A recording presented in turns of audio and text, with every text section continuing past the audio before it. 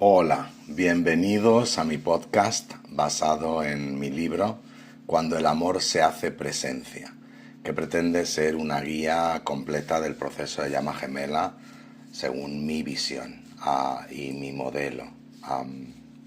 Así que vamos a empezar con el capítulo de hoy, que es la historia detrás del mito, donde vamos a tratar un poco de hablar de ese origen del concepto de la llama gemela. El concepto de la llama gemela no nació en el siglo XXI, ni con la espiritualidad moderna, ni muchísimo menos con las redes sociales. Su raíz se remonta a los orígenes de la filosofía occidental y uno de los primeros en hablar de algo semejante fue Platón en su obra El banquete. Ahí aparece el conocido mito del andrógino, que cuenta que en un principio los seres humanos eran completos, tenían 2 rostros, 4 brazos, 4 piernas, pero una única alma unida. Estos seres eran tan poderosos que los dioses, temiendo su fuerza, los dividieron en dos. Y desde entonces cada mitad vagaría por el mundo buscando reencontrarse con su otra parte para volver a sentirse completa. Durante siglos este mito fue reinterpretado de 1000 formas. A nivel simbólico hablaba de la búsqueda de la totalidad, del deseo profundo del alma de recordar su estado original de unidad. Pero con el paso del tiempo esa metáfora espiritual se ha ido transformando en una idea literal, que cada persona tiene una mitad perdida y que su felicidad depende de encontrarla. Esa distorsión es el punto de partida de muchas de las confusiones actuales, a mi parecer, en torno al fenómeno de la llama gemela. Porque si partimos de la creencia de que estamos incompletos, entonces estamos convirtiendo el proceso en una búsqueda desesperada hacia afuera en lugar de un camino hacia adentro. La verdad es que desde mi experiencia y mis observaciones, esa realidad es muy distinta. El alma nunca ha estado dividida, solo se expresa en dos cuerpos distintos para cumplir una función energética concreta. El proceso de la llama gemela no trata de reencontrar una mitad perdida, sino de recordar esa unidad original en esta experiencia terrenal que estamos viviendo. Con la llegada del pensamiento religioso y del romanticismo moderno, el mito del andrógino se reinterpretó bajo nuevos paradigmas. Las religiones monoteístas reforzaron la idea de una dualidad hombre-mujer, asignando valores espirituales distintos a cada género. Lo masculino se asoció al espíritu, a la acción, a la razón, y lo femenino al cuerpo, a la emoción y a la receptividad. Esa división durante siglos se fue reforzando la creencia de que el alma se completa a través de la unión con el otro sexo. Y más adelante, con la literatura romántica, surgió la figura del amor destinado y la media naranja y todo eso que hemos oído. El alma gemela, que nada tiene que ver con un proceso de llama gemela. En definitiva, un ideal que transformó una experiencia que transforma una experiencia de crecimiento espiritual en una dependencia emocional. En la espiritualidad contemporánea, ese mismo patrón se ha seguido repitiendo. El término llama gemela comenzó a usarse para describir un amor absoluto, un vínculo tan fuerte que parecía justificar cualquier sufrimiento. Se romantizó el dolor, se glorificó la espera y se justificaron relaciones disfuncionales bajo el argumento de que todo forma parte del proceso. Y creedme que he visto a muchas personas quedarse atrapadas en esa idea, confundiendo la obsesión emocional con la conexión energética real. Y es precisamente ahí donde considero que este fenómeno necesita una revisión profunda, porque lo que debe ser un camino hacia la conciencia se ha convertido en muchos casos en un laberinto emocional del que es muy difícil salir.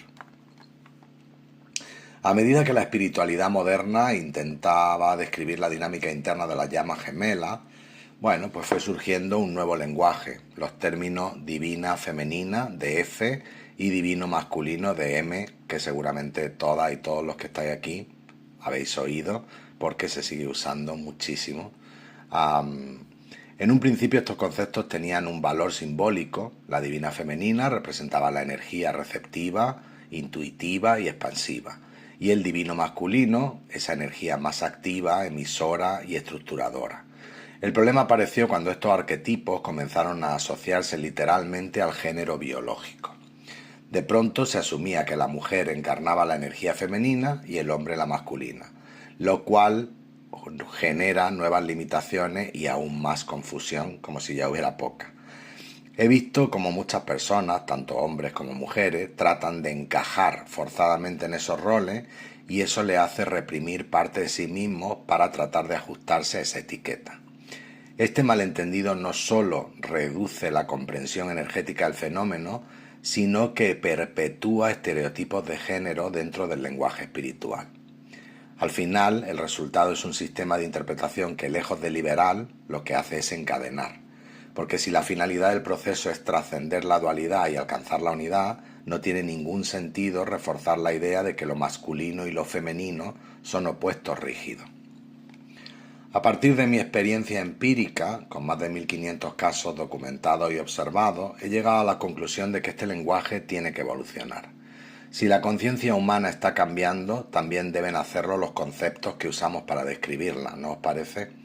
Por eso propongo reemplazar los términos divina femenina y divino masculino por una terminología más fiel a la realidad energética del alma.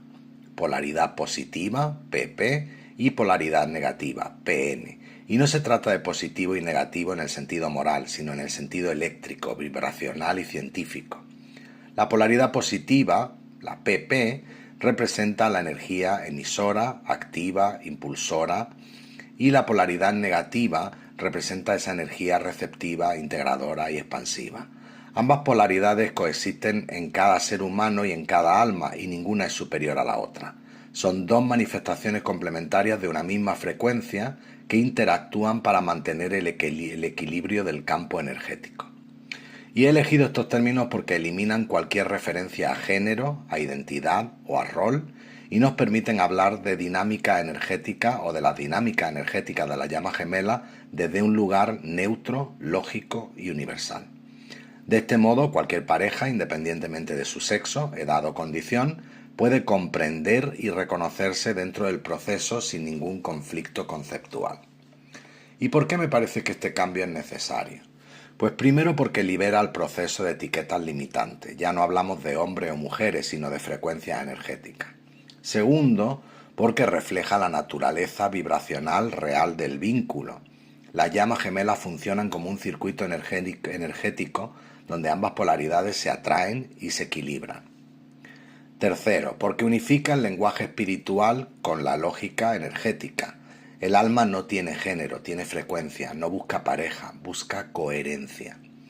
Y cuarto y último punto, porque abre la puerta a una comprensión más madura, creo yo, y universal del fenómeno.